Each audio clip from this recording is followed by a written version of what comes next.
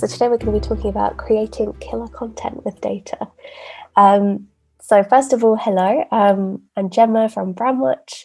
I started off at Brandwatch as a data journalist, so I created stories out of all of the data that we provide. And then since then, I've moved into kind of editing the Brandwatch blog, and then, now I look after content as a whole at Brandwatch. So today we're going to be talking about the role of data in creating killer content, which essentially means creating content that's really centered on your consumers and your prospects. I also think that using data can help you create unique content that gives you a really kind of competitive edge using data that no one else has. But the overall message today is data should be feeding into every single part of your content creation process. And I'm going to be talking about how that can work. So in this presentation, I want to get into as much of the kind of nitty gritty as time will allow on content creation, on the content creation process, and the stuff that you need to do as a content marketeer. But I'd really like to talk first about successful content and how that needs to be led by a really good strategy. So for me, it's all about creating an incredible content experience for our target audience that has a really positive impact on our business. So there are two categories there which I focus on, so content experience and content impact. And the metrics for success that I really obsess over are really closely linked to those categories. So through the lens of what you want to achieve, you can start to design your content calendar, understand your audience better, map out what success looks like. And then you can start planning, creating, monitoring, iterating, and the cycle continues. Data can feed into every single bit of that cycle, like I said, and it's a really vital part of creating the stuff that your target audience wants and needs.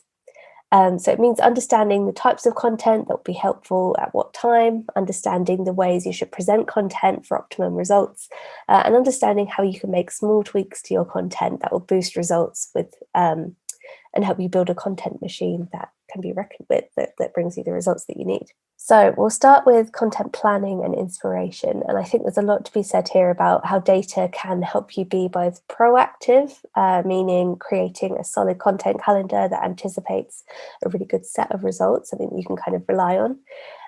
But also reactive, meaning, allowing a little bit of time for experimentation, reacting to what's happening in the world. And I believe there's 100% a place for both of these in content. So proactive content, in my opinion, can be planned quarterly. Questions that you can ask yourself in the planning stage or the planning and inspiration stage that you can use data to explore will include what's performed well in the past according to your objectives. So looking at, the metrics that you're going after and what's performed well previously. What are the questions people are asking about your subject? You could use all kinds of different question analyzer tools online to find out what people are actually asking about your product, your brand, your industry, whatever it is. What are the key sectors or subsectors that you want to focus on this quarter? This could come from sales data or chatting to different teams within your organization. Also thinking about any gaps in the content that you've already produced that might be able to be filled, or again, content that needs a bit of updating. Thinking about obviously events, internal or external, coming up that needs some content around them. And also, how are your audience talking about your brands, competitors, industry, whatever it is. So bringing all of those different things together. So all of the answers to those questions, which you might find in Google Analytics or Salesforce or by having meetings internally, all of that feedback that you can gather can come together to help form your content calendar for the quarter ahead.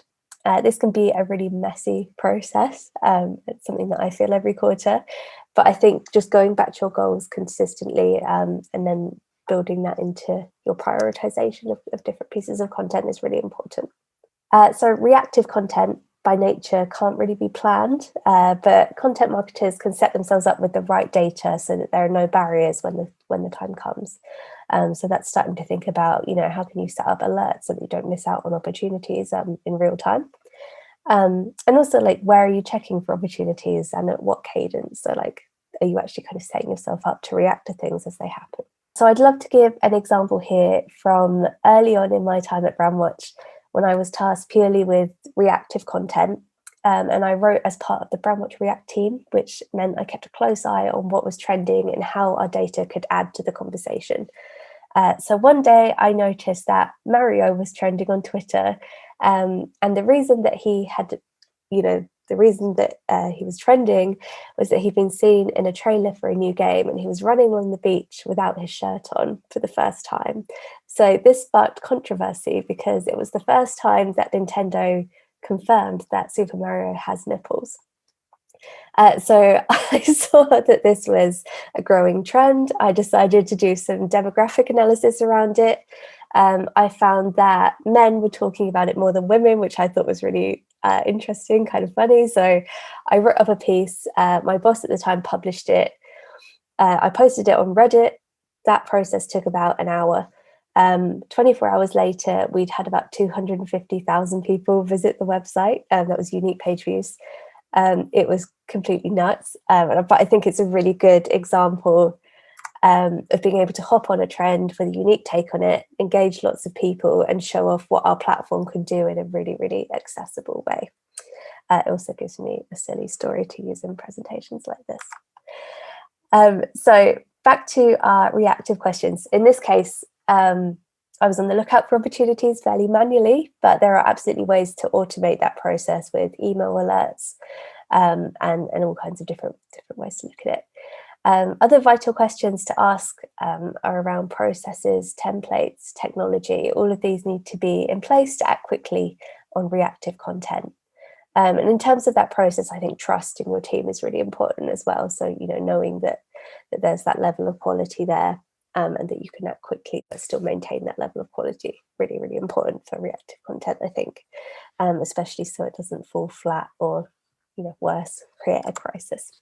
We'll move on to content creation. I believe that every organisation can make data-driven content, and I mean that in two senses. So firstly, creating content that specifically features data, and secondly, creating content that is informed by a specific audience need that comes from, the data that you have. So for example, you're a bank and your audience is searching about buying a house, saving up for buying a house. So they're giving that signal for that there's a need for guidance, and you can supply that guidance. So here's an example of what I mean in the first sense. So Spotify is often using customer data for its incredible campaigns, and it's something they've done continuously with their Wrapped campaigns at the end of every year. And they also create really shareable, customized content all the time based on people's favorite songs, favorite artists.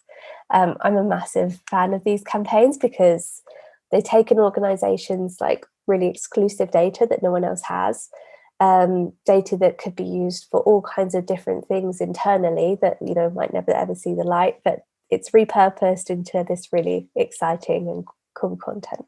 So meanwhile, we have Monzo, which is famous for creating really useful content for its consumers based on what they need. So this piece answers a really simple question that people are searching for on Google more and more.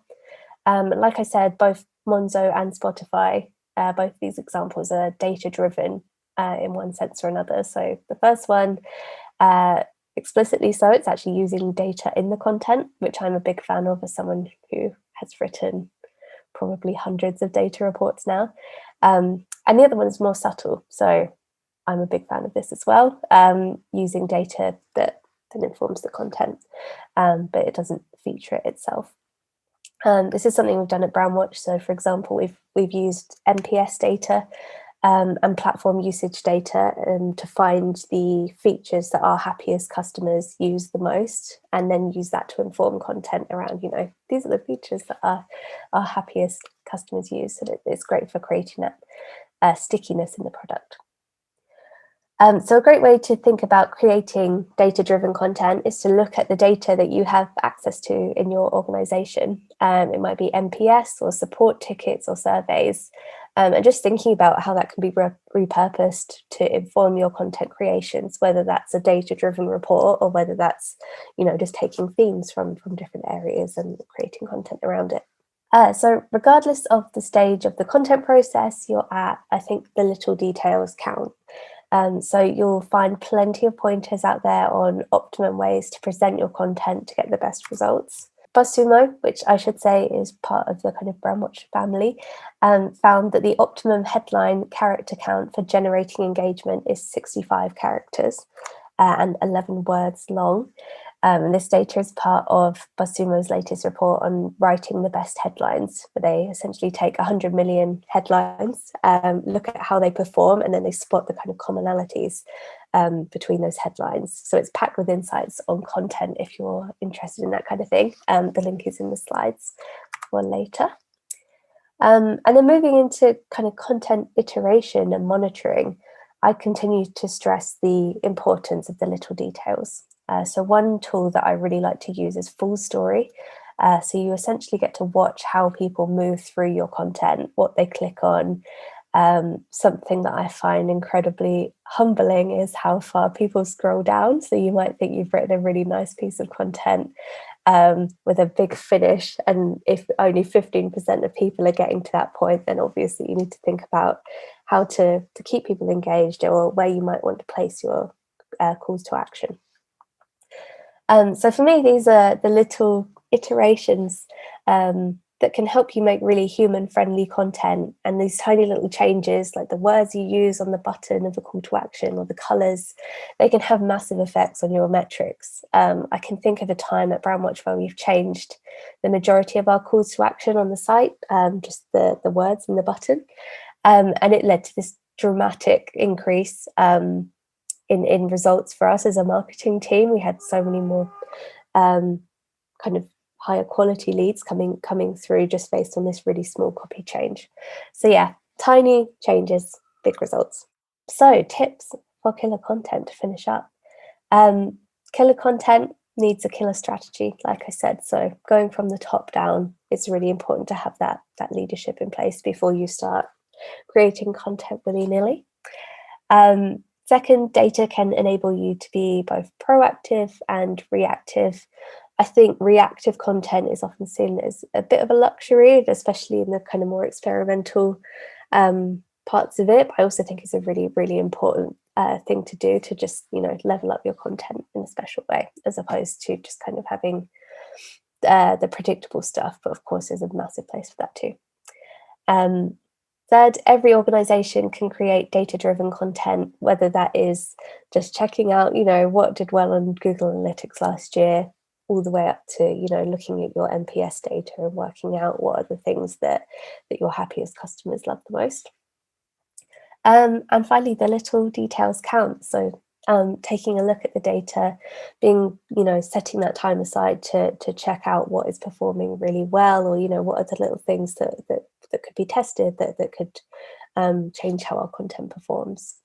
And I think content generally is seen as this kind of, it can be seen as a kind of airy-fairy, very fully creative and not very analytical area. But I truly believe that the best content really brings in both the analytics and the creativity to create something really special. So that is the end. Now please feel free to contact me if you have any further questions later. But I'd love to chat about what content marketing means to you.